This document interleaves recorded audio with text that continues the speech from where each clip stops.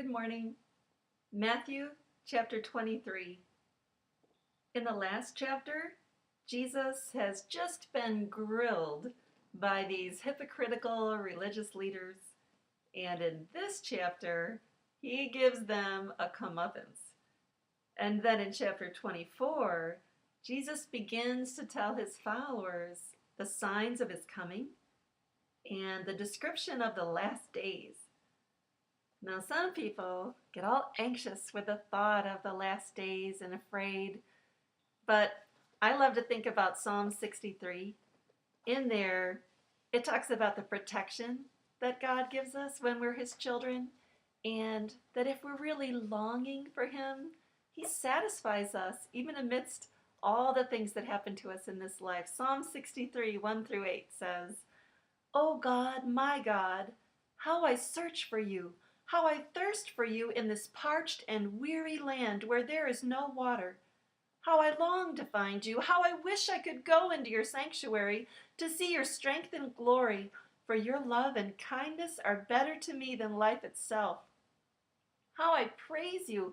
I will bless you as long as I live, lifting up my hands to you in prayer. At last I shall be fully satisfied. I will praise you with great joy. I lie awake at night thinking of you, of how much you have helped me, and how I rejoice through the night beneath the protecting shadow of your wings. I follow close behind you, protected by your strong right arm." Matthew chapter 23.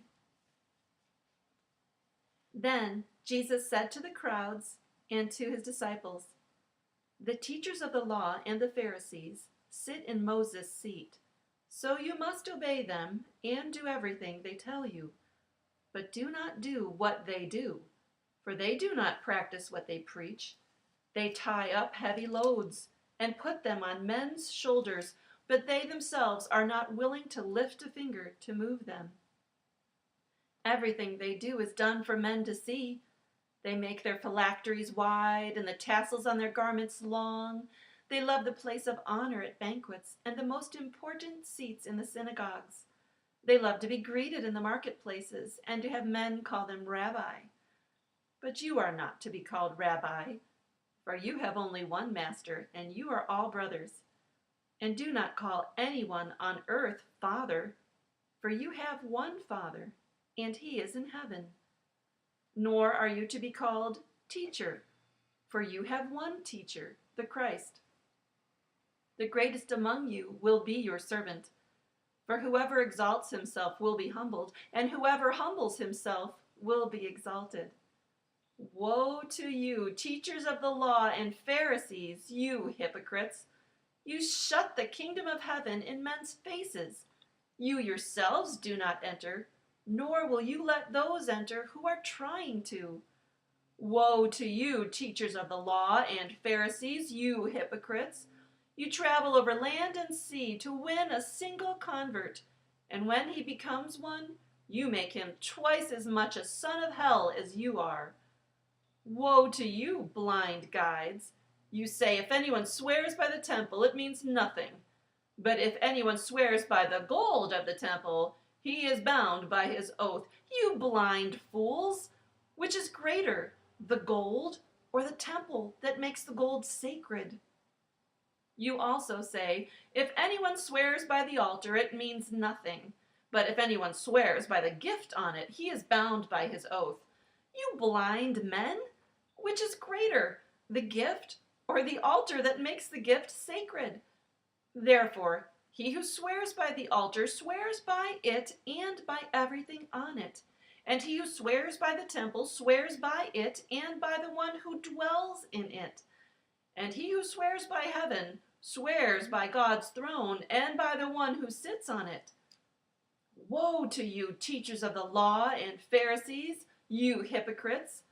You give a tenth of your spices, mint, dill, and cumin, but you have neglected the more important matters of the law, justice, mercy, and faithfulness. You should have practiced the latter without neglecting the former. You blind guides! You strain out a gnat, but swallow a camel. Woe to you, teachers of the law and Pharisees, you hypocrites! You clean the outside of the cup and dish, but inside they are full of greed and self-indulgence. Blind Pharisee! First clean the inside of the cup and dish, and then the outside also will be clean. Woe to you, teachers of the law and Pharisees, you hypocrites! You are like whitewashed tombs, which look beautiful on the outside, but on the inside are full of dead men's bones and everything unclean. In the same way, on the outside, you appear to people as righteous, but on the inside, you are full of hypocrisy and wickedness.